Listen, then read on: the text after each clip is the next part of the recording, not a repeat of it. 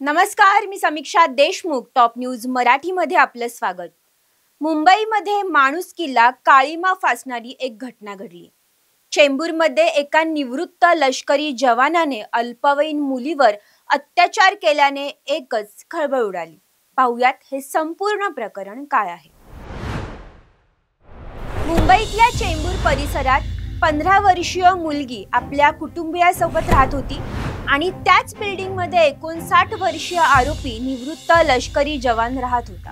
नात्यातील ओळखीमुळे ही पीडित मुलगी या निवृत्त लष्करी जवानाला काका म्हणत होती.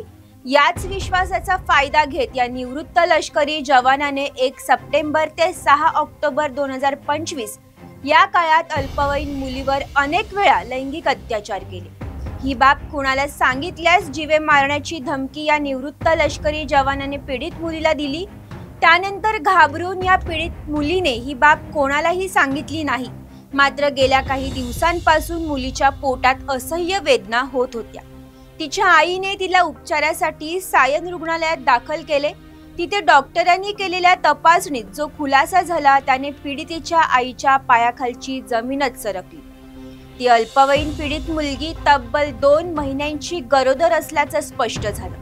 त्यानंतर आईने विश्वासात घेऊन मुलीला विचारल्यानंतर मुलीने आईला घडलेला संपूर्ण घटनाक्रम सांगितला. संतापलेल्या आईने तात्काळ पोलीस ठाण्यात धाव घेत आरोपी निवृत्त जवानाच्या विरोधात तक्रार दाखल केली.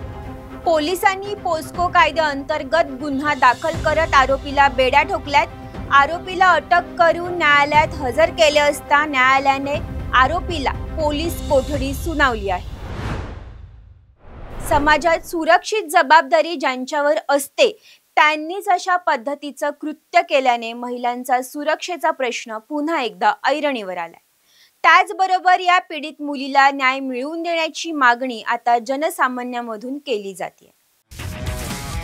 तुमची car, electric panel, data server आगीपासून सुरक्षित आहे का?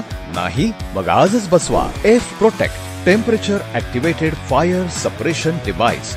यामध्ये आहे eco friendly non toxic pressurised liquid, जे आग लागल्यास क्षणार्धात ॲक्टिवेट होऊन आगीवरती मिळवते नियंत्रण. बसवण्यास अतिशय सोपे आणि सुटसुटीत.